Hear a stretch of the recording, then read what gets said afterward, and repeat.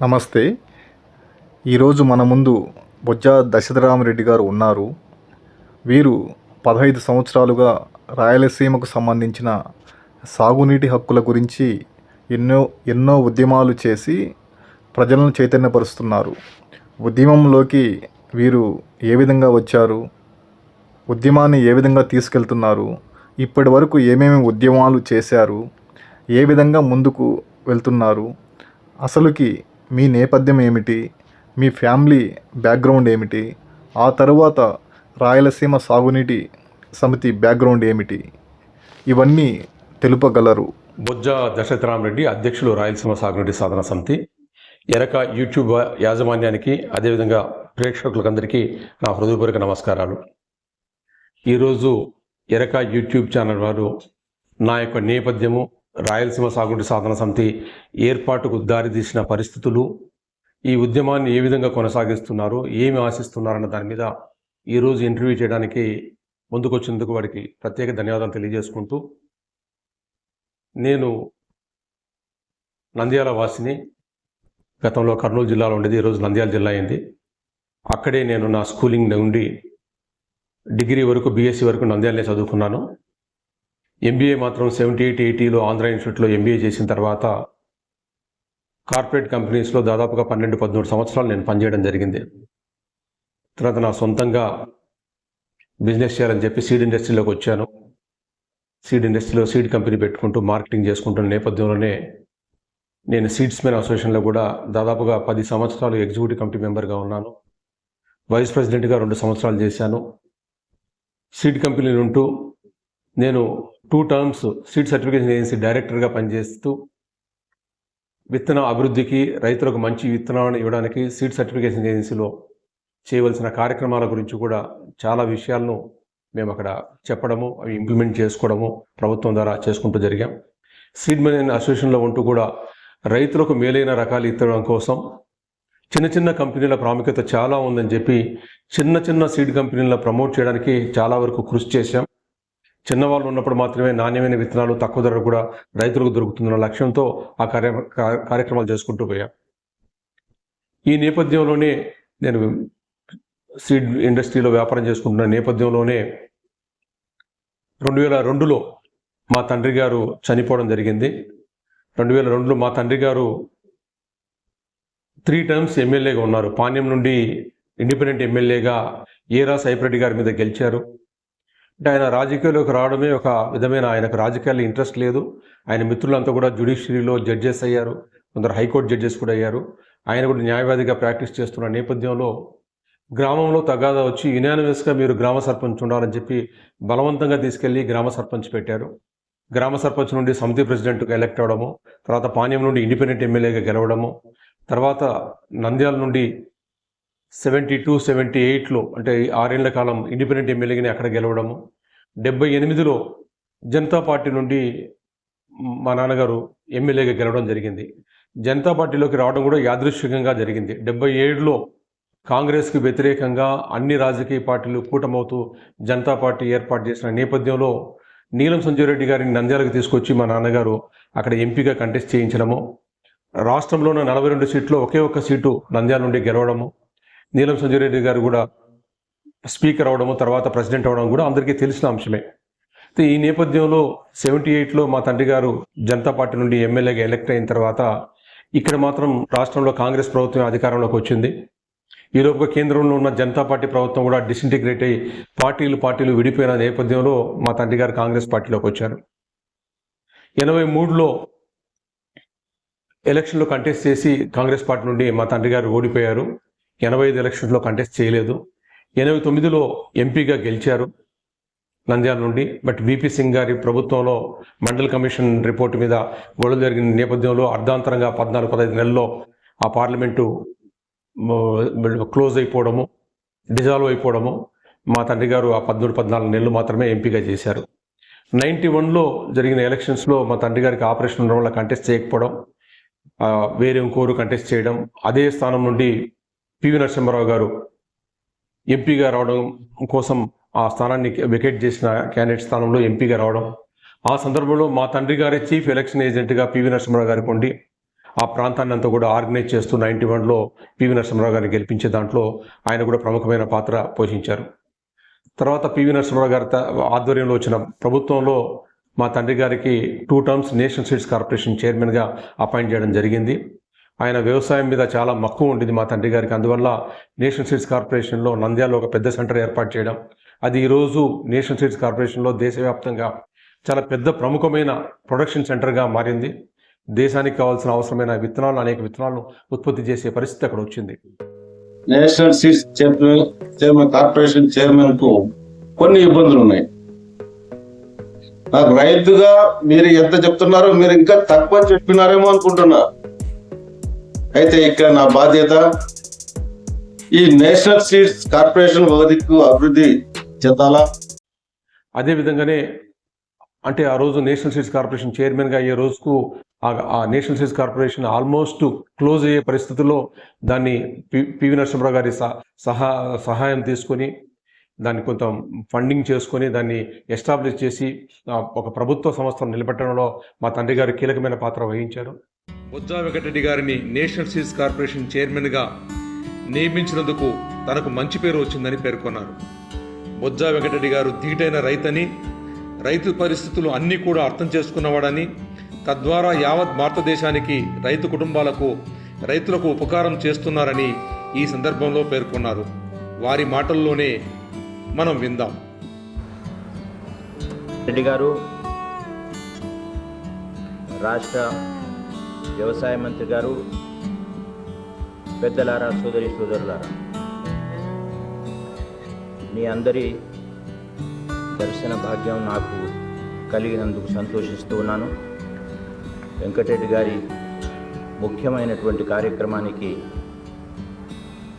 వారు నన్ను ఆహ్వానించినందుకు నా చేత ఈ ఫౌండేషన్ శిలాన్యాసం చేయించినందుకు వారికి నేను చాలా కృతజ్ఞుడిని. ఇదొక ముఖ్యమైన కార్యక్రమం. కార్పొరేషన్ అంటూ పెట్టి యావత్ భారతదేశానికి ఒక కార్పొరేషన్ పెట్టి దాని ద్వారా ఈ పని జరుగుతుంది. కార్పొరేషన్ బాగా పనిచేసినట్టు నాకు తెలుసు. ఏదో నేను అక్కడ నియమించినందుకు నాకు మంచి పేరు వచ్చినందుకు సంతోషిస్తున్నాను. యావత్ భారతదేశంలో ఆయన మంచి పేరు తెచ్చుకున్నారు.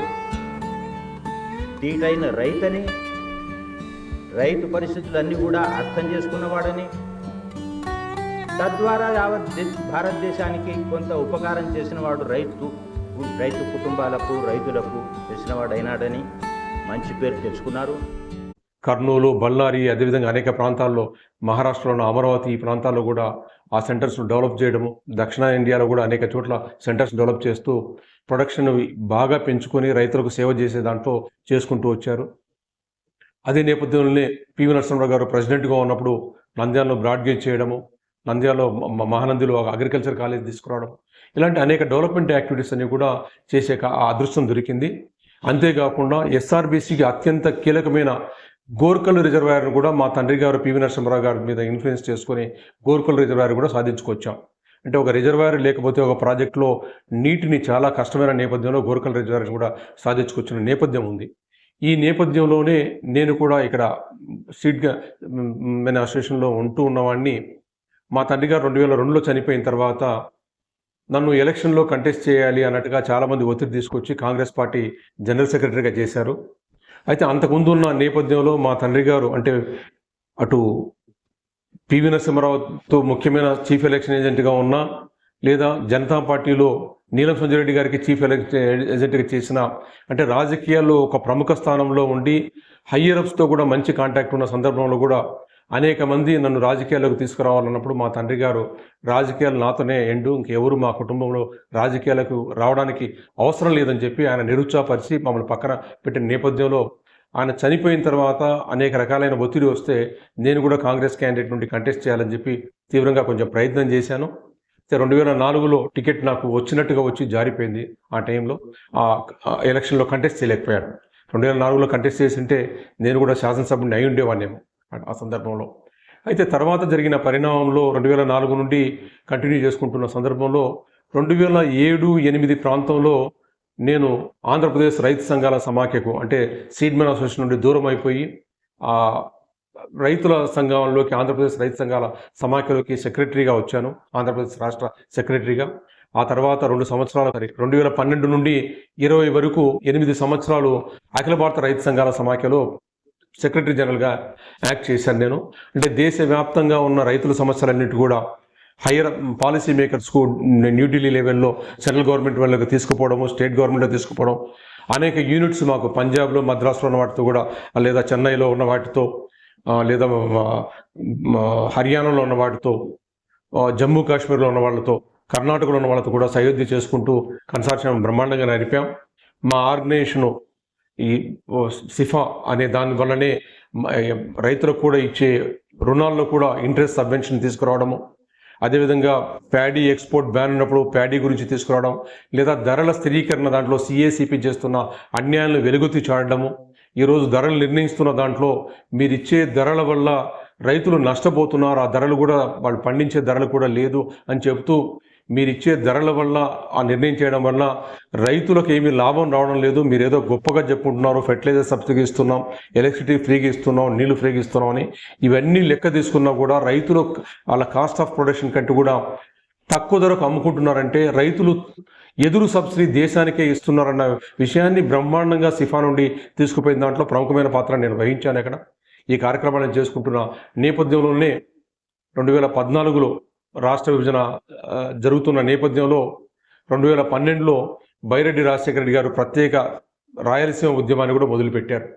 అంటే తెలంగాణని ఇవ్వండి, తెలంగాణ వ్యతిరేకించకుండా రాయలసీమ కూడా ఇవ్వండి, 3 రాష్ట్రాలు చేయండి అన్న నేపథ్యంలో నేను ఒక మీటింగ్ అక్కడికి పోవడము, అక్కడ జరుగుతున్న పరిణామాలను చూసిన తర్వాత నాకు రాయలసీమ గురించి పూర్తి విషయాలు అర్థమైంది. ఆ రోజు ఆ మీటింగ్లో నీటిలో గురించి కానీ మిగిలిన విషయాలు కానీ జరిగిన అన్యాయాల గురించి అక్కడ వక్తలు మాట్లాడుతున్నప్పుడు నాకు నా భావన నాకు కలిగింది. అంటే దానికంటే ముందు నుండే ఒక 6 నెలల ముందు నుండి మాకు ఏరవ రామచంద్రారెడ్డి గారు అన్న రాయలసీమ నీటి గురించి ఎవరు స్పష్టంగా మాట్లాడడం లేదు, విషయాలు స్పష్టంగా బయటికి తీసుకురావడం లేదు, మన హక్కుల గురించి మాట్లాడడం లేదు, ఏదైనా కొన్ని ఉద్యమాలు జరిగినా కొంతకాలం జరిగి ఆగిపోయి నిరంతరం మన హక్కుల గురించి, మన రైట్స్ గురించి, మనకు జరుగుతున్న నష్టం గురించి, మనకు రావాల్సిన దాని గురించి మాట్లాడే వాళ్ళు కావాలంటే అధ్యయనం చేయాలని ఆయన వెంటబడ్డారు నాకు 6 నెలల నుండి. అన్న నేను ఇప్పటికే చాలా బిజీ అయి ఉన్నాను, అఖిల భారత రైతు సంఘాల సమాఖ్యలో నేను పనిచేస్తున్నాను, ఈ బాధ్యత తీసుకోలేను అంటున్న సందర్భంలో ఆయన వెంటబడము, ఆయన కొన్ని పుస్తకాలు ఇవ్వడం నాకు. ఆ పుస్తకాలన్నీ చూస్తున్న నేపథ్యంలో ఈ పుస్తకాలన్నీ కూడా రాయలసీమ పర్స్పెక్టివ్తో కాకుండా ఇంకొక పర్స్పెక్టివ్తో రాశారేమని అనిపించింది. కొంత లోపాలు, అంటే దృక్పథము రాయలసీమ దృక్పథం కాకుండా వేరే దృక్పథం అని అనిపించి అది చదవడం మొదలుపెట్టాను. కొంతకాలం చదువుతూ వచ్చిన తర్వాత ఈ పర్స్పెక్టివ్ సరిగ్గా లేదన్నది అర్థం చేసుకున్న తర్వాత లోతుగా విశ్లేషణ చేయడం కోసం అనేక మంది దగ్గరికి పోవడం జరిగింది. అందులో ముఖ్యంగా సుబ్బరాయుడు గారు, మాకు ఎవరైతే ఉన్నారో ఇంజనీర్ గారు, ఆయన చాలా నాలెడ్జ్ని షేర్ చేశారు.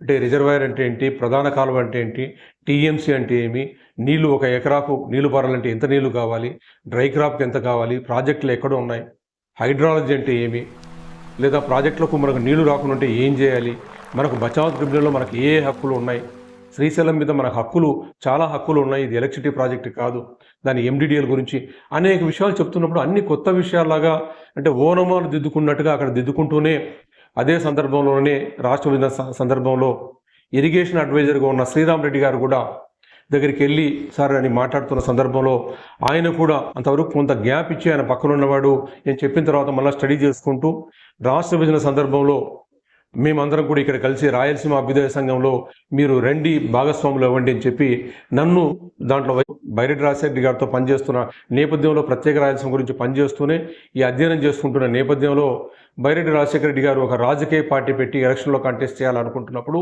ఎలక్షన్లు వద్దని చెప్పి దూరం అయిపోయి రాయలసీమ అభ్యుదయ సంఘంలో చేరి ఇక్కడ కూర్చొని శ్రీరామ్ రెడ్డి గారు, అదేవిధంగా నేను నెల్లూరుకు చెందిన రాజగోపాల్ రెడ్డి గారు, తర్వాత రత్నాకర్ గారు, మేమందరం కలిసి చాలా మేధోమదనం చేసుకొని రాష్ట్ర విభజన చట్టంలో గ్రూప్ ఆఫ్ మినిస్టర్స్కి ఏమేమి కావాలని ఇచ్చే లెటర్లో ఒక మంచి ఉత్తరాన్ని, మంచి సమాచారంతో ఇచ్చాం. ఈరోజు all India institute of medical సైన్సెసే కాకుండా అనేక ఐఐటీస్, అనేక ఎడ్యుకేషన్ ఇన్స్టిట్యూట్స్ ఏమేమి రావాలి, లేదా వ్యవసాయ పరంగా యూనివర్సిటీస్ ఏం రావాలి అన్న సమాచారాన్ని ఇస్తూ ఈ ప్రాంత డెవలప్మెంట్కి కావాల్సిన అంశాలన్నిటి కూడా గ్రూప్ ఆఫ్ మినిస్టర్స్కి ఇచ్చే దాంట్లో కీలకమైన పాత్ర వహించాం. వాటిలో చాలా అంశాలు ఎడ్యుకేషన్ ఇన్స్టిట్యూట్స్ సంబంధించినవన్నీ కూడా రాష్ట్ర విభజన చట్టంలో పొందపరిచి ఉన్నాయి. అంటే ఈ ఏరియాకని కాకుండా ఆంధ్రప్రదేశ్ రాష్ట్రంలో ఇవన్నీ ఎస్టాబ్లిష్ చేయాలని చెప్పే పరిస్థితిని అక్కడ తీసుకురాగలిగాం. అంటే ఒక అవగాహన క్రియేట్ చేస్తూ ప్రభుత్వానికి కూడా సూచనలు చేసే దిశగా పనిచేశాం. ఈ నేపథ్యంలోనే మేము రాయలసీమ జేఏసీ నుండి కొంచెం డిఫర్ అయిపోయి వస్తూ, అంటే ప్రత్యేక ఉద్యమం గురించి కాకుండా, పార్టీ కాకుండా ప్రత్యేక రాయలసీమ రాష్ట్రం అనేది తెలంగాణ విడిపోయిన తర్వాత ప్రత్యేక రాయలసీమ రాష్ట్రం అంటే రాష్ట్రం ఇచ్చే పరిస్థితులు లేవు. కాబట్టి రాష్ట్రాన్ని పక్కన పెట్టి మనకున్న వనరులు, నీటి హక్కులు ఏమున్నాయి, ఏం జరుగుతుంది, ఎక్కడ నష్టం జరుగుతుందని చెప్పి ఆలోచన చేసే దిశగా, ప్రజలను చైతన్యవంతం చేద్దామనే దిశగా మేము రాయలసీమ సాగునీటి సాధన సమితిని ఒకటి ఏర్పాటు చేసుకున్నాం. ఈ నేపథ్యంలోనే మేము అక్కడ ప్రత్యేక రాయలసీమ రాష్ట్రం నుండి డిఫర్ అవ్వడానికి ముందు కూడా 2012లో కూడా సాగునీటి సాధన సమితిని ఏర్పాటు చేసుకుంటూ కార్యక్రమాలు చేసుకుంటూ, కేసీ కెనాల్లో అక్యూట్ ప్రాబ్లం వచ్చినప్పుడు కేసీ కెనాల్ గురించి ఏం చేయాలి అని మైదుకూరులో మాసీమ రాజగోపాల్ రెడ్డి గారు మీటింగ్ పెట్టినప్పుడు ఆ మీటింగ్ పోయాను. తర్వాత దానికి సంబంధించిన మీటింగ్ నంద్యాలలో ఏర్పాటు చేసినప్పుడు కడప నుండి చాలామంది మిత్రులు వచ్చారు. లెక్కల వెంకటరెడ్డి గారు, అదేవిధంగా సింగారెడ్డి రామచంద్రారెడ్డి గారు, అదేవిధంగా పోలుకొండారెడ్డి లాంటి మిత్రులు చాలామంది వచ్చి రాయలసీమ సాగునీటి సాధన సమితి అనేది ఒకటి ఏర్పాటు చేయాలి, మన కేసీ కెనాల్ గురించి ఫైట్ చేయాలని చెప్పి 2012లో ఒక కార్యక్రమాన్ని ఏర్పాటు చేసి నన్ను కన్వీనర్గా పెట్టేసి వెళ్ళిపోయారు. దాని తర్వాత ఆ బాధ్యత అంతా నా మీదనే పడింది. వాళ్ళందరూ కూడా ఈ కార్యక్రమంలోకి పెద్దగా చురుగ్గా పాల్గొనని పరిస్థితి ఒకటి జరిగింది. అంటే సాగునీటి సాధన సమితి అని ఒకటి ఏర్పాటు చేసుకున్న తర్వాత దీన్ని ముందుకు తీసుకుపోవాలన్న లక్ష్యంతో నంద్యాలలో ఉన్న మా నెట్వర్క్లో ఉన్న వైఎన్ రెడ్డి గారు, మహేశ్వర్ రెడ్డి గారు, వెంకటేశ్వర నాయుడు, సుధాకరు ఇలాంటి మిత్రులతో అంతా కలిపి ఈ సంఘాన్ని రిజిస్టర్డ్ సంఘంగా ఏర్పాటు చేసుకొని దీని మీద పోరాటం చేస్తూ కేసీ కెనాల్ స్టెబిలైజేషన్ కోసం గుండ్రేల రిజర్వాయర్ అనేది చాలా కీలకమని చెప్పే నిర్ణయం తీసుకొని దాని మీద చాలా పెద్ద క్యాంపెయిన్ చేసి ముఖ్యమంత్రి గారికి ఆ రోజున్న కిరణ్ కుమార్ రెడ్డి గారికి ఇచ్చిన సందర్భంలో ఆ లెటర్ మీద ప్రతిపాదనలు చేస్తూ ఒక డిపిఆర్కి అనుమతులు ఇచ్చారు కిరణ్ కుమార్ రెడ్డి గారు. కిరణ్ కుమార్ రెడ్డి గారు డిపిఆర్ అనుమతులు ఇచ్చినప్పటికీ కూడా ఇంజనీరింగ్ డిపార్ట్మెంట్లో కొంతమంది అడ్డు తగులుతూ, అంటే కేసీ కెనాల్ కట్టుకుంటే నెల్లూరుకు ప్రాబ్లం వస్తుందని మాట్లాడే ఇంజనీర్లు కూడా మనకు కనపడ్డారు. ఎందుకు ప్రాబ్లం వస్తుందంటే, మాకు అవసరం లేనప్పుడు కూడా సుంకేసు నుండి నీళ్లు తీసుకుని ఆ నీటినంతా కూడా కుందులోకి వచ్చి కుందు నుండి నెల్లూరు తీసుకుపోయే పరిస్థితులు ఉన్న నేపథ్యంలో గుండెలో రిజర్వాయర్ కట్టుకుంటే జల సంరక్షణ చేసుకోవచ్చు, కావాల్సిన నీటిని రెగ్యులేట్ చేసి వినియోగించుకోవచ్చు అనే దాని మీద పెద్ద ఎత్తున క్యాంపెయిన్ చేయడం గురించి ఆ రోజు విజయమ్మ గారి దగ్గరికి వెళ్ళి లెటర్ తీసుకున్నాం. కిరణ్ కుమార్ రెడ్డి గారి దగ్గరికి, అదేవిధంగా సూర్యప్రకాష్ రెడ్డి గారి దగ్గరికి, అనేక మంది ఎమ్మెల్యేల దగ్గరికి, భూమా నాగిరెడ్డి గారి దగ్గరికి వెళ్ళి ప్రభుత్వం దగ్గరికి ప్రతిపాదనలు తీసుకుపోయినప్పుడు ఇక్కడ ఉన్న ఇరిగేషన్ సెక్రటరీ గారు, మీకు ఎందుకే అనవసరమైన ఎక్స్పెండిచర్ ఇదంతా అని చెప్పిన నేపథ్యంలో ఇది ఎక్స్పెండిచర్ కాదండి, ఇన్వెస్ట్మెంటు అని చెప్పి మాట్లాడి వాళ్ళని ఒప్పించి 20 టీమ్స్లకు ఆ ప్రపోజల్ను ముందుకు తీసుకుపోయే దిశగా కీలకంగా మేము పనిచేశాం. అయితే అన్ఫార్చునేట్గా ఆ డిపిఆర్ అంతా కూడా రాష్ట్ర విభజనకు అయిపోయే లోపుగా పూర్తి కాకుండా కొంత పెండింగ్ ఉండింది. రాష్ట్ర విభజన తర్వాత పూర్తి అయిపోయింది. అయినా చంద్రబాబు నాయుడు గారు దాన్ని పూర్తి చేస్తామని చెప్పి ఆ ప్రాజెక్ట్ని కడతామని చెప్పి ఎలక్షన్ ప్రామిస్ చేశారు. జగన్ రెడ్డి గారు కూడా చేశారు. కానీ ఈ రోజు వరకు కూడా ఆ దిశగా జరగని పరిస్థితులు ఒకవైపు ఉన్నాయి. ఈ నేపథ్యంలో రాష్ట్రం విడిపోయింది. మేము ఏదైతే ఆర్జేఎస్లో బైరెడ్డి గారితో వచ్చామో, ఆయన పార్టీ పెట్టుకున్న తర్వాత ఆయనతో అన్న మేము పార్టీతో నడవలేము అన్న సందర్భంలో ఆయన ఒక మాట అడిగారు, నేను ఒక పార్టీ పెట్టుకుంటున్నాను, మా కార్యకర్తలకంతా కూడా దీని మీద నువ్వు కొంత అవగాహన పెంచుకున్నావు, ఏదైనా వాళ్ళకి కావాలంటే శిక్షణా కార్యక్రమాలకు నువ్వు ఒక రిసోర్స్ పర్సన్గా వస్తే బాగుంటుందని చెప్పిన సందర్భంలో, అన్న రిసోర్స్ పర్సన్స్గా ఎక్కడికి ఏ పార్టీ పిలిచినా కూడా మాకు తెలిసిన సమాచారాన్ని విత్ ద ఫ్యాక్ట్స్ అండ్ ఫిగర్స్తో పెట్టడానికి మేము ముందుగా ఉంటామని చెప్పి అక్కడ నుండి మా కార్యక్రమాలు నిరంతరం చేసుకుంటూ పోతున్న నేపథ్యంలో మేము రాయలసీమ సాగునీటి సమితిని కార్యక్రమాలు చేసుకుంటూ పోతున్నాం. మా లక్ష్యం అంతా కూడా, మా దగ్గర రాజకీయ పార్టీల అండాదండ లేదు, మా దగ్గర డబ్బులు లేవు. మరి ఈ కార్యక్రమాన్ని ఎలా చేయాలి అని అనుకుంటున్నప్పుడు, విస్తృతమైన రాయలసీమలో అనేక వనరులు ఉన్నాయి, బంగారు పంటలు పండే భూములు ఉన్నాయి, అన్ని పంటలు పండించడానికి కావాల్సిన వాతావరణం ఉంది, హార్టికల్చర్ పంటలు పండించడానికి ఉన్నాయి, విత్తనోత్పత్తి చేయడానికి కావాల్సిన భూములు ఉన్నాయి, వాతావరణం ఉంది, హైబ్రిడైజేషన్ కావాల్సిన జొవారు కానీ లేదా ప్యాడీ కానీ ఏ పంటలైనా, కాటన్ సీడ్ కానీ పండించడానికి కావాల్సినవి ఉన్నాయి, మిల్లెట్స్ పండించడానికి కావాల్సిన భూములు ఉన్నాయి, దానికి తగిన మానవ వనరులు కూడా, రైతులు ఉన్నారు, రైతు కూలీలు ఉన్నారు, కౌలు రైతులు ఉన్నారు.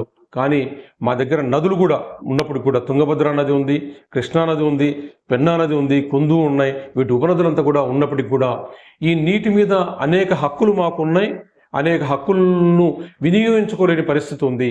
అన్న నేపథ్యంలో ఈ అంశాలను ఏ పార్టీ కూడా మా వైపు చూడకుండా ఎంతసేపు ఈ అంశాలు కాకుండా మాకున్న హక్కులున్నన్నింటినీ కూడా వినియోగించుకోవడానికి ఉండే అవకాశాల గురించి మాట్లాడకుండా వేరే వేరే ప్రాజెక్టులు చెప్పుకుంటూ, అంటే రాయలసీమను వెనకబాటుతనాన్ని చూసి ఇంకో ప్రాంతంలో ప్రాజెక్టులు కట్టుకునే పరిస్థితిలాగా, అంటే ఆ రోజు సిద్ధేశ్వరం దగ్గర ఏదైతే కృష్ణా పెన్నార్ ప్రాజెక్టు కట్టుకోవాలో, అంటే అది మెకెంజే కంటే కూడా సరార్దర్ కాటన్ కూడా అక్కడ కడితే ఈ ప్రాంతం అంతా కూడా డ్రైగా ఉన్న ప్రాంతం ఈరోజు తెలుగంగ అనుకుంటున్నది కానీ, గాలేరు నగరి అనుకుంటున్న ప్రాంతం కానీ, ఎస్ఆర్బీసీ ఆయకట్టుకి అంతా కూడా నీళ్లు వచ్చేవి. మరి ఆ రోజు రెండో ప్రపంచ యుద్ధం రావడము దేనివల్ల వాళ్ళు దాన్ని వెనక్కిపోయారు. మెకెంజే గారు వచ్చారు, ప్రపోజల్స్ పెట్టారు. అంటే ఆ రోజున్న దేశమాన కాల పరిస్థితుల ప్రకారం బ్రిటిష్ వాళ్ళు కూడా దాన్ని ముందుకు తీసుకుపోలేకపోయిన పరిస్థితులు ఉన్న యుద్ధ పరిస్థితుల్లో కూడా. అయితే ఉమ్మడి మద్రాసు రాష్ట్రంలో 1951లో ప్లానింగ్ కమిషన్ అనుమతులు ఇచ్చి ప్రాజెక్టు కట్టడానికి అనుమతులు వచ్చాయి. అనుమతులు వచ్చిన నేపథ్యంలో రాష్ట్రం విడిపోయింది 1953లో. విడిపోయిన నేపథ్యంలో ఈ కృష్ణా పెన్నార్ ప్రాజెక్టు వద్దని చెప్పి నాగార్జున సాగర్కు కేఎల్ రావు గారు దాన్ని తీసుకుపోతుంటే కొంతమంది నీలసంజయరెడ్డి లాంటి వాళ్ళు అడ్డు చెప్పినా కూడా అక్కడ ఉన్న పొలిటికల్ బ్యాలెన్సెస్తో కానీ, వాళ్ళకున్న ప్రైమ్ మినిస్టర్తో ఉన్న యాక్సెస్తో వల్ల కానివ్వండి ఆ ప్రాజెక్టును పోగొట్టుకోవడం జరిగింది. అంటే ఒక హక్కుగా మనకు రావాల్సిన నీటిని అంతా కూడా అక్కడికి పోయింది. ఈ నేపథ్యంలో ఉమ్మడి మద్రాసు రాష్ట్రంలో జరుగుతున్న నష్టం, తెలుగు వాళ్ళకి జరుగుతున్న నష్టానికి వ్యతిరేకంగా ఆంధ్ర ఉద్యమం జరుగుతున్న నేపథ్యంలోనే ఆ రోజు మా హక్కులకు ప్రత్యేక రాష్ట్రంలో కూడా నష్టం జరుగుతుంది అన్న భావన కలిగినప్పుడు శ్రీబాగోడ ఉమ్మడి గారిని చేసుకొని కృష్ణానదిలో 10 సంవత్సరాల కాలం ప్రాజెక్టులని మీకే కడతాం, రాజధాని కానీ హైకోర్టు కానీ మీకే ఇస్తామని ఒప్పందం చేసుకొని రాయలసీమ నాయకత్వాన్ని కూడా ప్రత్యేక తెలుగు రాష్ట్రం కోసం యుద్ధం చేయించిన వాళ్ళు 1951లో ప్లానింగ్ కమిషన్ అనుమతులు వచ్చిన ప్రాజెక్టును కూడా 53లో పక్కకు తోసేసి అక్కడికి తీసుకుపోతున్నా కూడా ఏం మాట్లాడలేని పరిస్థితి అయింది. అంటే ప్రజలకందరికీ కూడా ఈ విషయాలు పూర్తిగా అవగాహన లేకపోవడము కారణం కాకపోవచ్చు, లేదా నాయకత్వం మీద అక్కడున్న నాయకత్వం, కోస్తాలో ఉన్న నాయకత్వం డామినేషన్ వల్ల కానీ పరిస్థితులు ఉన్న నేపథ్యం ఒకటి కనిపించింది. ఇది కాకుండా అంతకుముందరే మాకు హక్కులున్న తుంగభద్ర మీద హక్కులున్న హెచ్ఎల్సీకి కానీ, ఎల్ఎల్సీకి కానీ, కేసీ కెనాల్కి కానీ సరైన నీళ్లు రాని పరిస్థితి ఉంది. ఈ పరిస్థితులన్నింటినీ ఏమీ మాట్లాడకుండా రాయలసీమ అభివృద్ధి చెందాలంటే ఒకటి నాగార్ సార్ కట్టించుకుంటే నీళ్ళు వస్తాయని చెప్పి ఒక మాట చెప్పారు. దాని తర్వాత శ్రీశైలం కట్టుకుంటే రాయలసీమ నీళ్ళు వస్తాయన్నారు.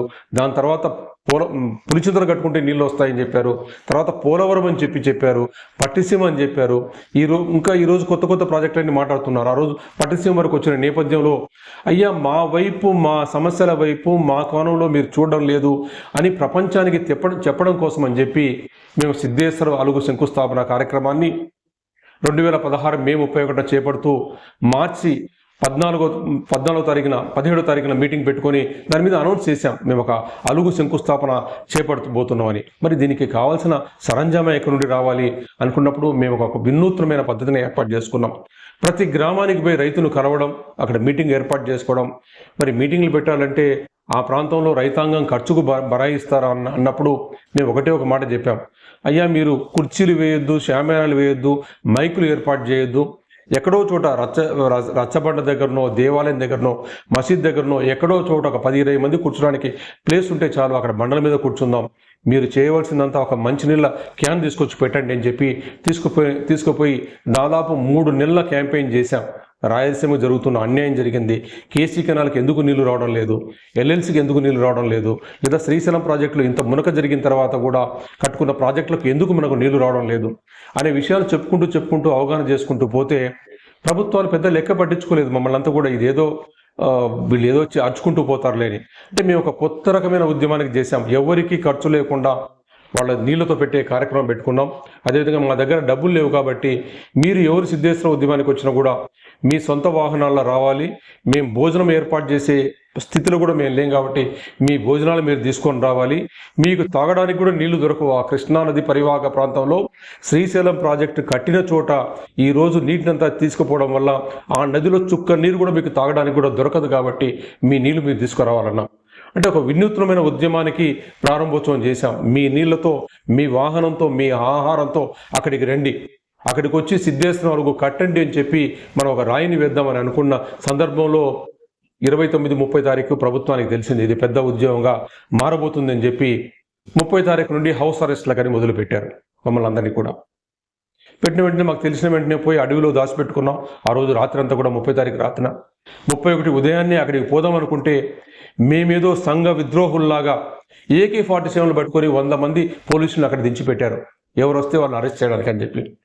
నదికి అంటే కృష్ణానదికి యువతల వైపున మేమున్నాం, అవతలికి కృష్ణానది దగ్గరికి పోవాలి, అక్కడ పోలీసులు అరెస్ట్ చేస్తారని చెప్పి నదికి యువతల వైపే మేము ముందే చెప్పాం. మమ్మల్ని అక్కడికి రానియకపోతే వర్చువల్గానైనా సరే శంకుస్థాపన చేస్తామని చెప్పి పథకాన్ని చేసుకొని రాయిని ఒక పెద్ద శిలాఫలకాన్ని 8 అడుగులు ఉండి 3 అడుగుల వెడల్పుతున్న శిలాఫలకాన్ని ముందరనే అక్కడికి చేర్చిపెట్టినాం ఆ సైట్లోకి 2 రోజుల ముందు.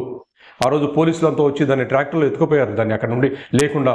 అయితే మేము అక్కడ కాకపోయినా నదికి యువతల వైపు అని చెప్పి ప్రాతకోట గ్రామం దగ్గర, రైతుపల్లి గ్రామం దగ్గర శంకుస్థాపన చేశాం. మేము ఫోన్లని ఆఫ్ చేసి పెట్టుకున్నాం. అందరినీ హౌస్ అరెస్ట్ చేశాం. దశరథరామరెడ్డితో సహా అందరినీ హౌస్ అరెస్ట్ చేశామని చెప్పి పెద్దగా చేసింటే అందరూ ఎవరిలో వాళ్ళు కూర్చున్నారు. సిద్ధేశ్వరుడికి రాకుండా ఇంకా అంతా అరెస్ట్ అయిపోయింది కదా అన్న సందర్భంలో ఉదయం 6:05 మేము శంకుస్థాపన చేసిన వెంటనే ఫోన్లు ఆన్ చేసి మేము శంకుస్థాపన కార్యక్రమం జరిగింది, మీరు కూడా అందరూ బయలుదేరి వచ్చేయండి, ఎక్కడ పోలీసులు అడ్డంకులు పెడితే అక్కడే శంకుస్థాపన కార్యక్రమం మీరు చేయండి అని చెప్పి పిలుపునిచ్చిన సందర్భంలో అందరూ ప్రజలంతా కూడా అన్ని వైపుల నుండి, రాయలసీమ నలువైపుల నుండి, హైదరాబాద్ నుండి కూడా కార్యకర్తలందరూ కూడా వచ్చి ఆ కార్యక్రమంలో పాల్గొనడానికి పోలీసులు అనేక రకాల ఇబ్బందులు పెట్టినా కూడా వాళ్ళకు నచ్చజెప్పి గడ్డం పట్టుకొని అందరూ వచ్చారు. కానీ ఎవ్వరి మీద కూడా ఒక విధ్వంసమైన కార్యక్రమం కానీ ఒక తిట్టు కానీ ఒక చేయకుండా తీసుకొచ్చి 30,000 మంది అక్కడికి సిద్ధేశ్వరం దగ్గరికి వచ్చారు. నేను కూడా ఈ జనం అంతా వచ్చిన తర్వాత జనంలో కలిసిపోయి సిద్ధేశ్వరానికి చేరాను. పోలీసులు అడ్డగిస్తున్నా కూడా అక్కడికి పోయి ఆ కార్యక్రమాన్ని విజయవంతంగా చేశాం. ఎందుకు చేశాము ఈ కార్యక్రమము అంటే మేము చెప్తున్నప్పుడు ఒక అలుగు శంకుస్థాపన అంటే ఇది ప్రభుత్వం చేయాల్సిన కార్యక్రమం. రాజకీయ నాయకులు, అధికారంలో ఉన్న రాజకీయ నాయకులు, లేకుంటే ఆ ప్రాంత ప్రజాప్రతినిధులు, లేకుంటే ప్రభుత్వ అధికారులు చేయాల్సిన కార్యక్రమాన్ని మీరు ధిక్కరించి ప్రజలు శంకుస్థాపన చేస్తున్నారంటే ధిక్కారం చేస్తున్నారన్న మాటను కూడా ఒక IAS ఆఫీసర్ చెప్పినప్పుడు, సార్ మా నోటి దగ్గర నీటిని దొంగిలించి మాకు రావాల్సిన నీటిని రాకుండా మా ప్రాంతాన్ని ముంచేసి మాకు రావాల్సిన హక్కులు కూడా ఇవ్వని నేపథ్యంలో మేము అరిచి గీ పెడుతున్నా, శాంతియుతంగా ఎన్ని అంశాలు చెప్తున్నా కూడా మా వైపు చూడని నేపథ్యంలో ప్రపంచానికంతా కూడా రాయలసీమకు జరిగిన అన్యాయం చెప్పడం కోసం అని చెప్పి సిద్ధేశ్వరం వరకు చేశాం. ప్రభుత్వానికి, ప్రజాస్వామ్యానికి వ్యతిరేకంగా కాదు, మా ఘోష వినప్పుడు వినిపించడం కోసం చేశాం. ఇది ఈ రోజైనా సరే రాయలసీమకు జరిగిన అన్యాయం ప్రపంచానికి దృష్టికి పోవడం చేసుకొని మేము 31వ తారీఖున ఒక బ్రహ్మాండమైన కార్యక్రమాన్ని విజయవంతంగా చేశాం. అది 2016 జరిగితే 10 సంవత్సరాలు జరిగిన తర్వాత ప్రతి నిత్యం ఈ కార్యక్రమాన్ని యానివర్సరీ కార్యక్రమం చేస్తున్నాం. అంటే సిద్ధేశ్వరం అలుగు యొక్క కార్యక్రమం రాయలసీమ ఉద్యమంలో ఒక చరిత్రాత్మకమైన ఉద్యమం. అంతకుముందు అనేక ఉద్యమాలు జరిగి ఉండొచ్చు, అనేక విజయాలు సాధించుండొచ్చు. ఆ విజయాల తర్వాత, ఆ శంకుస్థాపన జరిగిన తర్వాత ఎండు వరకు ప్రాజెక్టులు పూర్తి కాకపోయినా ఆ నాయకులంతా కూడా అటో ఇటో చెల్లా చెదురై మేము కోరుకుంటున్న అంశం ఒకటి, రాయలసీమకు త్రాగునీరు కావాలి, సాగునీరు కావాలి, రాయలసీమ ప్రజలను కూడా బతికించాలి. ఈ వీళ్ళ ఉనికిని, అస్తిత్వాన్ని నిలపడం కోసం వచ్చే వాళ్ళందరూ రమ్మంటే వాళ్ళ యొక్క భావజాలాన్ని పక్కన పెట్టి ఏకైక లక్ష్యంతో వచ్చిన వాళ్ళందరితో కలిసి పనిచేశాం. మేము 2016 ఆ ఉద్యమాన్ని ముందుకు తీసుకుపోయాం. ఇదే నేపథ్యంలోనే మేము ఈ ఉద్యమాన్ని ముందుకు తీసుకుపోవడానికి మేము చెప్పాం, మేము అమ్ముడు పోయే వాళ్ళం కాదు, ఏ రాజకీయ పార్టీకి ఎవడో డబ్బులు ఇస్తే వాడి కోసం పనిచేసే వాళ్ళం కాదు. నిబద్ధతగా రాయలసీమకు ఏం కావాలి, రాయలసీమ ప్రజలకు ఏం కావాలి, రాయలసీమ జరిగిన నష్టం ఏంటి, రాయలసీమ ఉనికిని కాపాడుకోవడం ఏంటి, రాయలసీమ అస్తిత్వాన్ని కాపాడుకోవడం ఏంటి, రాయలసీమ యూత్కు భవిష్యత్తు ఇవ్వడం ఏంటి అనే దాని మీదనే మేము పనిచేస్తున్నాం. కానీ ఏ రాజకీయ పార్టీలకు జెండాలు మోయడానికి సిద్ధంగా లేని నేపథ్యంలో మాకు ఆర్థిక సాయం చేయడానికి ఎవరు ముందుకు రాని పరిస్థితి. అది ఏదైనా ఒక పార్టీకి చేస్తామంటే స్పాన్సర్లు చాలామంది వస్తారు. మేము తోసి రాజం చేస్తున్న నేపథ్యంలో ఒకే ఒక సిద్ధాంతానికి వచ్చాం. మాతో పాటు కలిసి పనిచేయడానికి, ఇదే భావజాలంతో కలిసి పనిచేయడానికి ఎవరైనా సరే రాయలసీమలో ఉంటే మీ సంఘాలంతా రండి, మనం కలిసి పనిచేద్దాం. మీ ఊర్లో బలం ఉన్న చోట మీ బ్యానర్ పెట్టుకోండి, మీ జెండా పెట్టుకోండి, మీ వెనకాల మేము నడుస్తాం, అందరం కలిసి సమిష్టిగా నడుద్దాం. ఏ ఊర్లో ఎవరి బలం ఉండి వాళ్ళు కార్యక్రమాలు చేస్తే వాళ్ళ వెనకాల నడుస్తాం. ఆ ఖర్చు అంతా మీరు పెట్టుకోండి, ఆ మీటింగ్లకు మేము వచ్చే కార్యక్రమాల ఖర్చు మేము పెట్టుకుంటాం అని చెప్పి ఖర్చును చాలా తక్కువ చేసుకుంటూ ఉద్యమాన్ని 11 సంవత్సరాలు నడిపగలిగామంటే ఇది రాయలసీమ చరిత్రలో సిద్ధేశ్వరం అరుగు ఇచ్చిన స్ఫూర్తితో ఈ కార్యక్రమాలు జరుగుతూ ఉన్నాయి. మరి ఈ కార్యక్రమాలు ఏం విజయాలు సాధించాయి అని కొంతమంది మాట్లాడుతున్నారు, కొంతమంది ఎగతాళి చేస్తున్నారు, కొంతమంది నిజంగానే వాళ్ళకి అర్థం కాక మమ్మల్ని మాట్లాడుతున్న మాటలు కొన్ని అనిపించవచ్చు, అంటే మాకు డిస్కరేజ్ చేసేలాగా కూడా అనిపించవచ్చు. కానీ మేము ఒక స్థాయికి రోజు చేరాం. ఎవరు ఏమి మాట్లాడినా మేము వెనక్కి తగ్గేలాగా, డిస్కరేజ్ అయ్యేలాగా పరిస్థితి అయితే ఈరోజు లేదు. మానసికంగా రాయలసీమ సాగునీటి సాధన సమితిలో ఉన్న ప్రతి కార్యకర్త లేదా మాతో కలిసి పనిచేస్తున్న ప్రతి సంఘం, ఏదైతే అనేక సంఘాలు వచ్చి కలిసి పనిచేసాయి, అయితే కొన్ని సంఘాలు కొంత భావజాలంతో ఆ రాజకీయ పార్టీలతో అలైనయ్యి వెళ్ళిపోయి, అంటే వచ్చాడు పోయాడు కూడా నిలబడిన సంస్థలు నిలబడ్డాయి. కొత్త వాళ్ళు వస్తున్నారు, మాతో కలిసి పనిచేస్తున్నారు. మా తత్వాన్ని, మా సిద్ధాంతాన్ని, మా లక్ష్యాన్ని అర్థం చేసుకుంటున్న వాళ్ళు ఈరోజు మా ఎంబడి అడుగులు వేయడానికి చాలా సిద్ధమయ్యారు. కనుక ఈ నేపథ్యంలో మేము చేసుకుంటూ పోతున్న కార్యక్రమాలన్నీ కూడా అనేక విజయాలు మేము సాధించుకున్నాం. ఇది అందరికీ తెలిసిన విజయం కాకపోవచ్చేమో. రాష్ట్ర విభజన చట్టంలో 4 ప్రాజెక్టులకు అనుమతి ఇస్తే ఆంధ్రప్రదేశ్కి సంబంధించినంత వరకు తెలుగుంగ, గాలేరు నగిరి, హంద్రీనీవా, వెలుగొండ ప్రాజెక్టులకు, ఈ ప్రాజెక్టులకు అనుమతులు లేవని చెప్పి కేఆర్ఎంబి నోటిఫికేషన్లో ప్రకటించేస్తే సోమవీర్రాజు గారు ఒక మీటింగ్ పెట్టారు విజయవాడలో. ఈ నోటిఫికేషన్ గురించి మీ అభిప్రాయాలు చెప్పండి అన్నప్పుడు మేము పోయాం. సార్ మాకు ఫ్రీ హ్యాండ్ ఇస్తే మేము మాట్లాడతామంటే, మీకు ఫ్రీ హ్యాండ్ ఇస్తున్నామండి, ఇది బీజేపీ జెండాతో కూడా పెట్టడం లేదు, ఒక ఎన్జిఓ ఆర్గనైజేషన్తో పెడుతున్నాం అని చెప్పి సోమవీర్రాజు గారు చెప్పిన నేపథ్యంలో మేము చెప్పాం, సార్ మీరు ఏ పార్టీ జెండాతో పెట్టుకున్నా మేము వచ్చి మాట్లాడడానికి మాకేమి ఇబ్బంది లేదు. మాకు కావాల్సిందంతా మా మనసులో ఉన్నది మేము చెప్పడానికి మాకు అవకాశం ఇవ్వాలి.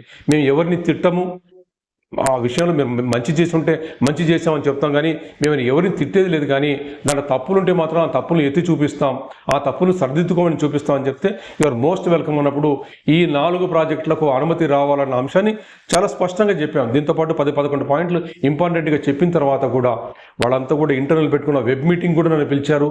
ఆ వెబ్ మీటింగ్లో కూడా నేను మాట్లాడే విషయాన్ని చెప్పాం.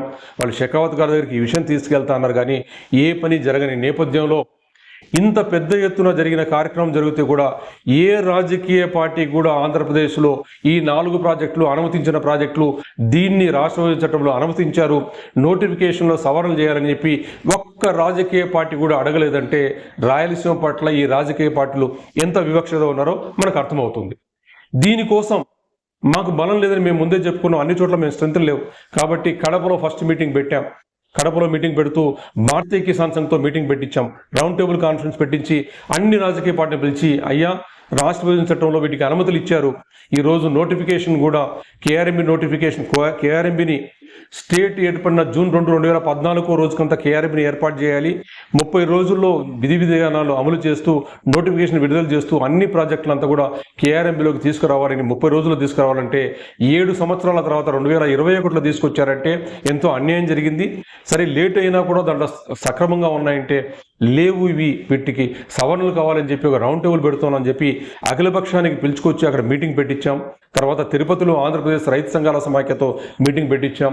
పుట్టపర్తిలో ఒక ఎన్జిఓ ఆర్గనైజేషన్ ద్వారా పెద్దారెడ్డి మెమోరియల్ ట్రస్ట్ ద్వారా మీటింగ్ పెట్టించాం.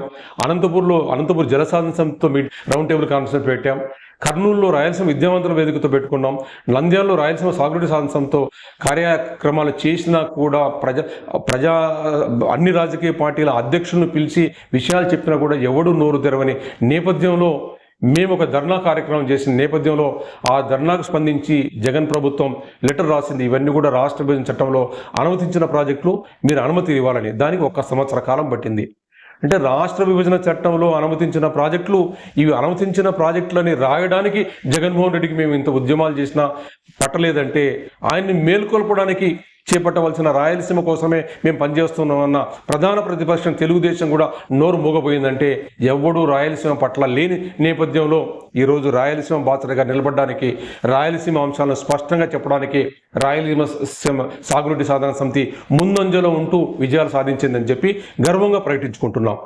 అదేవిధంగానే ఈరోజు శ్రీశైలంలో ఈరోజు తెలుగుదేశం పార్టీ చాలా గొప్పగా చెప్పుకుంటుంది.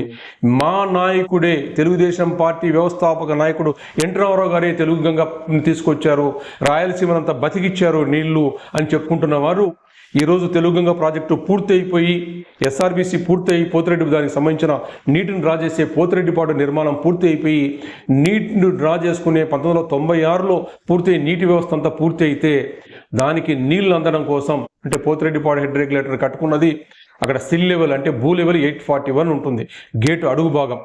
శ్రీశైలం ప్రాజెక్టు MDDL 854 ప్రకారం నిర్మాణం చేశారు. అంటే 841 అడుగులు అంటే 13 అడుగుల నీళ్లు ఎప్పుడు ఉంటాయి. దానిపైన నీటిని పోతిరెడ్డిపాడు ద్వారా తీసుకునే అవకాశం ఉంటే మా వ్యవస్థాపక నాయకుడే ఎన్టీ రామారావు గారే పోతిరెడ్డిపాడు నిర్మించారు, దాని ద్వారా తెలుగుకు నీళ్ళు ఇస్తారంటున్న నాయకుడు, ఆయన వారసుడిగా వచ్చిన చంద్రబాబు నాయుడు గారు రాయలసీమకు నీళ్లు అందకుండా జీవో నంబర్ 69 తీసుకొచ్చి 854 నుండి 834కు తీసుకుపోతే ఈ అంశాన్ని ప్రధాన అజెండాగా ప్రకటిస్తూ మాట్లాడుతూ అందరి దగ్గర తీసుకుపోయిన సందర్భంలో ఈరోజు కేఆర్ఎంలో రూల్ కర్వ్ని తీసుకొచ్చారు. 854 పెట్టాలి అని చెప్పి వర్షాకాలం స్టార్ట్ అయినప్పుడు నుండి అక్టోబర్ వరకు రూల్ కర్వ్ పెట్టాలని చెప్పి ఒక విధానాన్ని తీసుకొచ్చారు. అయితే మా పోరాటం ఇంతటితో ఆగదు. 854 ఎప్పుడు 854 ఉండాలనే నినాదంతో మేము పోరాడుతున్నాం. ఆ దిశగా విజయం సాధిస్తామని చెప్పి మేము ఆశిస్తున్నాం. అయితే ఒక తొలిమెట్టుగా రూల్ కర్వ్లో 854 సాధించుకున్నది మాత్రం రాయలసీమ సాగునీటి సాధన సమితి. రాయలసీమ సాగునీటి సాధన సమితితో పాటుగా రాజకీయ పార్టీల ఒత్తిళ్లకు తలవగ్గకుండా నిబద్ధతతో పనిచేస్తున్న ప్రజా సంఘాలకు అందరికీ కూడా ఈ గౌరవం తగ్గుతుందనేది మనం స్పష్టంగా అర్థమవుతుంది ఈరోజు. అదేవిధంగానే శ్రీశైలం ప్రాజెక్టులో ఇది కేవలం విద్యుత్ శక్తి ప్రాజెక్ట్ అని చెప్పి ప్రజలంతా అనుకుంటున్న నేపథ్యంలో ఇది విద్యుత్ శక్తి కోసం కాదు. విద్యుత్ శక్తి ఏమాత్రం తయారు చేయాలనుకుంటే నాగార్జున సాగర్ ఆయకట్టుకి ఇవ్వాల్సిన నీటిని వినియోగించాలి, కృష్ణా డెల్టాకు ఇవ్వాల్సిన నీటిని మాత్రమే వినియోగించుకోవాలని చెప్పి స్పష్టంగా బచావత్ ట్రిబ్యునల్లో స్పష్టంగా పేర్కొన్నారు. ఎందుకంటే శ్రీశైలం ప్రాజెక్టు కడుతున్న నేపథ్యంలో కర్ణాటక మహారాష్ట్ర ప్రభుత్వాలు తీవ్రంగా వ్యతిరేకించాయి. మీరు ఒక ప్రాజెక్టు కట్టుకుంటే మళ్ళీ కొత్తగా నీటి హక్కులు పొందుతారు, కొత్తగా నీటి వినియోగం చేసుకుంటారు, కొత్త ప్రాజెక్టులు కట్టుకుంటారు అన్నప్పుడు బచావత్ ట్రిబ్యునల్లో చాలా క్లారిఫికేషన్ ఇచ్చారు. ఈ రిజర్వాయర్ మేము కడుతున్నది కేవలం విద్యుత్ ఉత్పత్తి చేయడానికి కడుతున్నప్పటికీ కూడా విద్యుత్ ఉత్పత్తి కోసం ఒక్క చుక్క నీటిని కూడా మేము వేస్ట్ చేయము. ఇక్కడ నాగార్జున సాగర్ ఆయకట్టుకి ఇచ్చే నీటిని, కృష్ణా డెల్టాకి ఇచ్చే నీటిని మాత్రమే వినియోగించుకొని విద్యుత్ ఉత్పత్తి చేయాలి. మిగిలిన నీరంతా కూడా శ్రీశైలం రిజర్వాయర్లో ఇంపౌండ్ అయి ఉండే నీరంతా కూడా భవిష్యత్తులో వచ్చే ట్రిబ్యునల్ నీటిని పంపకం చేస్తుందని చెప్పి చాలా కేటగిరికల్గా చెప్పిన నేపథ్యంలో ఈ విషయాలు ప్రజల దగ్గరికి తీసుకెళ్ళాం. అంటే ప్రజలకు ఒక భరోసాని ఇచ్చాం, ఒక ధైర్యాన్ని ఇచ్చాం, మనకు శ్రీశైలం మీద హక్కు ఉందని ఇచ్చాం. ఇది చిన్న విషయం కాదు. ఎవరైనా చనిపోయినప్పుడు నీ కుటుంబాన్ని ఆదుకుంటామని భరోసా ఇచ్చినట్టుగానే ఈరోజు శ్రీశైలంలో నీకు ఏమి హక్కులు ఉన్నాయని చెప్పి రాయలసీమ రైతాంగానికి జీవితం మీద, జీవనం మీద, వాళ్ళ వృత్తి మీద, ఇక్కడ వాళ్ళ ఉనికి మీద భరోసాను ఇచ్చే ధైర్యాన్ని మేము ఇచ్చాం అక్కడ.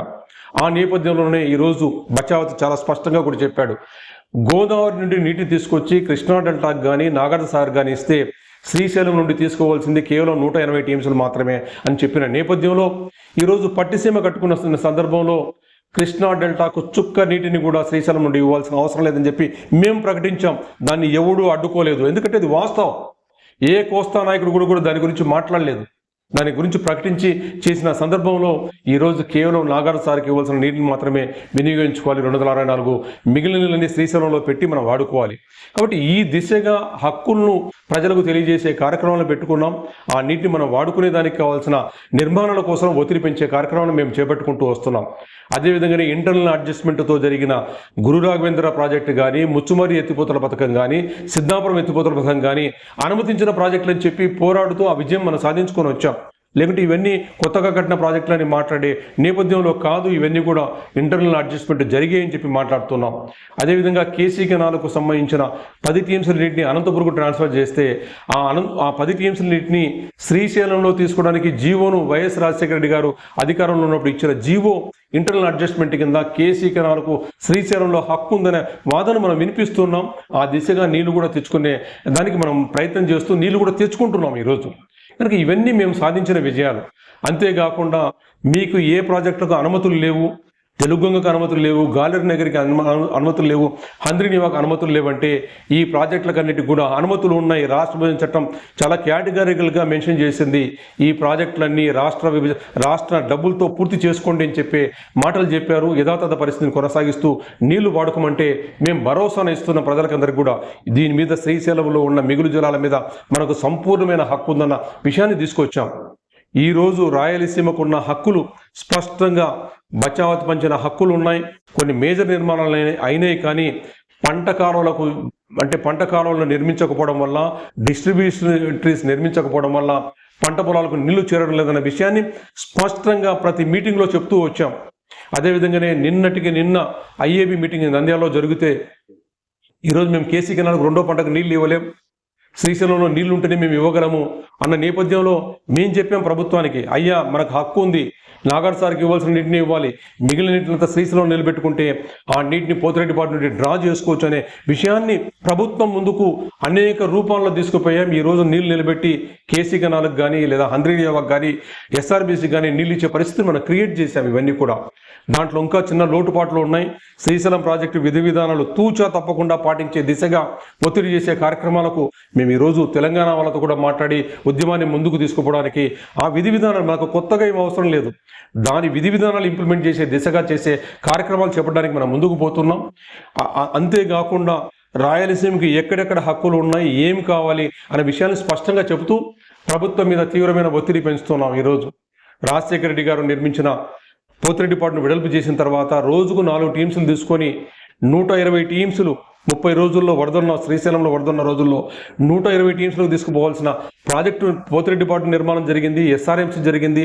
మనకచర్ల దగ్గర స్ట్రక్చర్స్ పూర్తయినప్పటికీ కూడా మనకచర్ల దగ్గర నుండి గోరుకల్లుకు తీసుకుపోయే దాంట్లో ఆ కాలువలో చిన్న చిన్న అడ్డంకులు నుండి 20 కోట్లు ఖర్చు పెట్టలేని ప్రభుత్వాల యొక్క దుర్మార్గమైన చర్యను ప్రజల ముందు తీసుకుపోతున్నాం. ఈరోజు ఆ దిశగా పనులు మొదలు పెట్టారు. ప్రభుత్వం కూడా 20 కోట్లు ఖర్చు పెడతారు లేదు కానీ పనులు అయితే మొదలయ్యాయి కనుక ఈ రోజు కాకపోతే రేపు ఆ పనులు పూర్తి చేసుకొని 22,000 కిసుకులు పోయే కార్యక్రమానికి తీసుకుపోయి ఒత్తిడిని మేము తీసుకొచ్చాం. రాయలసీమ సాగునీటి సాధన సమితి తీసుకొచ్చింది. అక్కడికి 10 సార్లు పోతూ అక్కడ జరిగిన దుర్మార్గం అంటే ఎస్ఆర్బీసీకి పోవాల్సిన నీళ్లు ఎస్ఆర్బీసీకి పోకుండా, తెలుగుగంగకు పోవాల్సిన నీళ్లు తెలుగుగంగకు పోకుండా ఆ నీళ్ళన్నీ మనకచర్ల దగ్గర ఆగిపోతే ఆ నీటిని కుందు నదిలోకి పడేయడానికి జగన్మోహన్ రెడ్డి చేసిన దుర్మార్గమైన చర్య, ఎస్ఆర్బీసీ రెగ్యులేటర్ను మూసేసి ఆ నీటినంతా కుందుకు తీసుకుపోయిన చర్యను ప్రపంచానికంతా చూపించడం కోసం అక్కడికి మేధావులంతా ఏబి వెంకటేశ్వరరావు గారిని తీసుకొచ్చి చూపించాం. అదేవిధంగానే ఝాన్సీ గారిని రైతు కూలీ సంఘం తీసుకొచ్చాం. భారతీయ కిసాన్ మోర్చా రాష్ట్ర అధ్యక్షుడు కుమారస్వామిని గారికి తీసుకొచ్చాం. అదేవిధంగా ఈరోజు విశాఖ ఉక్కు కోసం పోరాడుతున్న మహదేవ్ గారికి తీసుకొచ్చి చూపించాం. ఉత్తరాంధ్రకు సంబంధించిన అనేక మంది నాయకులను, నెల్లూరు జిల్లాకు సంబంధించిన నాయకులు కూడా తీసుకొచ్చి చూపిస్తూ మాకు ఎంత అన్యాయం చేస్తూ కుందు నదిలో నీళ్లను అత్యధికంగా తీసుకుపోతూ మా పంట పొలాలంతా ముంచేస్తూ మీ వైపు సోమశిల కట్టలేరు నింపుతుండొచ్చేమో, నింపిన తర్వాత కూడా 200 టీమ్స్లు సముద్రంలోకి పారబోస్తున్న వైనాన్ని వాళ్ళకు స్పష్టంగా చెప్పాం. అయ్యా మీరు నెల్లూరు నీళ్లు తీసుకుపోయడానికి మాకు ఏ విధమైన ఇబ్బంది లేదు, మా హక్కులను మాకు గౌరవించేసి నీటిని మీరు నెల్లూరుకైనా తీసుకుపోండి. ఇది ఎవరి హక్కులను వాళ్ళని గౌరవిస్తూ మిగిలిన నీళ్ళు తీసుకోవడానికి ఎలాంటి అభ్యంతరం లేదు. ఇలాగే మాకు రాయలసీమకు నీళ్ళు ఇవ్వకుండా మీరు అన్ని నీళ్లు నెల్లూరుకు తీసుకుపోవాలనుకుంటే, అదేవిధంగానే నాగార్జున సాగర్ ఆయకట్టుకు నీళ్లు తీసుకుపోకుండా, కృష్ణా డెల్టాకు నీళ్లు తీసుకుపోకుండా రాయలసీమకు నీళ్లు ఇస్తారంటే నాగార్జున సాగర్ ఆయకట్టు కానీ కృష్ణా డెల్టా కూడా స్పందిస్తుందా, వాళ్ళు ఒప్పుకుంటారా అన్న మాటలు చెప్తుంటే వాళ్ళు కూడా ఓకే అంటూ మనం చెప్పిన అంశాన్ని అర్థం చేసుకొని ప్రజాస్వామ్యబద్ధంగా అందరికీ ఎవరి హక్కులు ఉన్నాయి వాళ్ళ హక్కులను గౌరవించాలి, కొంత నీటిని మనం పునఃపంపిణీ చేసుకొని పంచుకోవాలన్న దిశగా నెల్లూరు వాసులు కూడా మాట్లాడుతున్న దిశగా కార్యక్రమాలు పోతున్న నేపథ్యంలో ఈరోజు మేము పనిచేస్తున్నాం. కనుక రాయలసీమ సాగునీటి సాధన సమితి ఈరోజు ఏర్పాటు చేసిన ఉద్యమ కార్యాచరణ రాయలసీమ చరిత్రలో, ఉద్యమ చరిత్రలో సువర్ణాక్షరాలతో లిఖించదగింది. ఒక విజయం జరిగిన 11 సంవత్సరాల తర్వాత కూడా ఏ రాజకీయ పార్టీ అండాదండ లేకుండా, డబ్బులు లేకుండా నిరంతరము విధానాల మీద, పాలసీస్ మీద, కార్యాచరణ మీద కార్యక్రమాలు చేసుకుంటూ పోతుందనంటే ఇదంతా కూడా ప్రజలు విశ్వాసంతో, నమ్మకంతో మేము పిలిచిన వెంటనే వస్తున్న కార్యక్రమం జరుగుతూ ఉంది. ఈ కార్యక్రమాన్ని మరింత విస్తృతంగా ముందుకు తీసుకుపోవడానికి దీన్ని జానపద రూపంలో, పాటల రూపంలో, కళారూపాల్లో లేదా గేయాల రూపంలో కూడా ముందుకు తీసుకుపోతూ వాల్ పెయింటింగ్స్ ద్వారా వీధిన వాడనా కూడా మనకు జరుగుతున్న అన్యాయాలు, మనకు జరుగుతున్న హక్కుల గురించి ప్రజలను చైతన్యవంతం చేసే దిశగా కార్యక్రమాలు రూపొందించుకుంటూ పోతున్నాం. ఈరోజు మేము ఎరకా టీవీ వాళ్ళని కూడా మీ మద్దతు మేము కోరుతున్నాం. ఈ విషయాలంతా కూడా స్పష్టంగా చెప్పండి. రాయలసీమ సాగునీటి సాధన సమితి 10 సంవత్సరాల కాలంలో రాయలసీమ ఉద్యమంలో జరగని కార్యక్రమాలను చేపట్టింది. ఎక్కడికి ఎన్ని ఒత్తిళ్లు ఉన్నా దేనికి లొంగకుండా నిజాయితీగా, నిబద్ధతగా రాయలసీమ ఉన్న హక్కులను, రాయలసీమ వాసులకు కావాల్సిన వాళ్ళ ఆశలను, ఆకాంక్షలను ప్రభుత్వం ముందు ఉంచడానికి ముందుకు తీసుకుపోతున్న నేపథ్యాన్ని మీరు మరింత విస్తృతంగా ప్రచారం చేయండి అని మిమ్మల్ని కోరుకుంటున్నాం. అదేవిధంగానే ప్రభుత్వానికి కూడా సూచన చేస్తున్నాం. చిన్న ఇంటర్వెన్షన్స్ ఒక 1250 కోట్లు ఖర్చు పెడితే 5 లక్షల ఎకరాలకు నీళ్లు వస్తే ప్రతి సంవత్సరం 5,000 కోట్ల రూపాయల వ్యవసాయ ఉత్పాదన జరిగే కార్యక్రమాలు ఉంటే ఆ కార్యక్రమాలు మీరు చేపట్టడం లేదంటూ ఇలాంటి చిన్న కార్యక్రమాలు కూడా ప్రభుత్వం ముందుకు అనేక రూపాల్లో తీసుకుపోతున్న కార్యక్రమ నేపథ్యంలో ఈరోజు ప్రభుత్వం మీద కూడా ఒక ఒత్తిడి పెంచుతున్నాం. మీరు పెద్ద ప్రాజెక్టులు ప్రజల ఆశలు, ఆకాంక్షల ప్రకారం కాకుండా కాంట్రాక్టర్లు ఎవరైతే పెద్ద పెద్ద కాంట్రాక్టర్లు ఉన్నారో వాళ్ళ యాంగిల్లో వాళ్ళకు కావాల్సిన లబ్ధి చేకూరే దిశగా ప్రాజెక్టులు చేపట్టే కార్యక్రమాన్ని మీరు చేపడుతున్నారన్న విషయాన్ని సమాజం ముందుకు తీసుకుపోతున్నాం. ఇప్పటికైనా సరే మీరు రిఫ్రైన్ అయ్యి ప్రజా సంక్షేమం కోసం, ప్రజల అవసరం కోసం మీ దగ్గర ఉన్న నిధులను సర్దుబాటు చేసుకుంటూ జల సంరక్షణ చేసే కార్యక్రమాలను చేపట్టాలని చెప్పే కోరికలను తెలియజేసుకుంటూ వినూత్న రూపంలో ఈ అంశాలను తీసుకుపోతూ మీకు కూడా విజ్ఞాపన పత్రాలు ఇస్తున్నాం. మీ మంత్రులతో ఎమ్మెల్యేలు కలుస్తున్నాం. మీరు కూడా మంచి మనసుతో అర్థం చేసుకొని ప్రజలు చైతన్యవంతం అవుతున్నారు, గతంలో ఉన్న ప్రజలు కాదు, వాళ్ళకు కూడా సహాయ సహకారాలు అందించకపోతే మీ రాజకీయ భవిష్యత్తు కూడా ఇబ్బందులు కలిగే పరిస్థితులు రావచ్చు అనే భావనతో మీరు కూడా కార్యక్రమం చేపట్టాలని చెప్పి కోరుకుంటూ, చివరిగా రాయలసీమలో ఇన్ని రోజులు మనం అనుకున్నాం, రాయలసీమ యాంగిల్లో పుస్తకాలు రాలేదు, సమాచారం రాలేదు, ప్రభుత్వానికి జీవోలు ఏమున్నాయో తెలియని నేపథ్యంలో ఈరోజు రాయలసీమ సాగునీటి సాధన సమితి తరఫున రాయలసీమకు సంబంధించిన అన్ని మంచి అంశాలు, ఏమేమి పాజిటివ్ అంశాలు ఉన్నాయి, ఏ హక్కులు ఉన్నాయి, ఎక్కడ నష్టం జరిగింది అని ట్రాన్స్పరెంట్గా ఇన్ఫర్మేషన్ అంతా గ్యాదర్ చేసి ఒక సెంటర్ని ఏర్పాటు చేసే దిశగా ముందుకు పోతున్నాం. ఇది ఒక పెద్ద యజ్ఞం. యజ్ఞానికి అందరూ సహకరించాలని చెప్పి చేసుకుంటూ పోతున్న నేపథ్యంలో మరొక్కసారి రాయలసీమ సాగునీటి ఉద్యమంలో సువర్ణ అక్షరాలతో సిద్ధేశ్వరముల ఉద్యమం చేశాం. ఆ స్ఫూర్తితో కొనసాగుతున్నాం. రాయలసీమకు మంచి రోజులు వచ్చే దాంట్లో మాతో అందరూ ప్రజలంతా కలిసి పనిచేస్తున్న దిశలో తప్పకుండా విజయం సాధిస్తామని చెప్పి మేము ఆశిస్తున్నాం. జై రాయలసీమ, జై జై రాయలసీమ.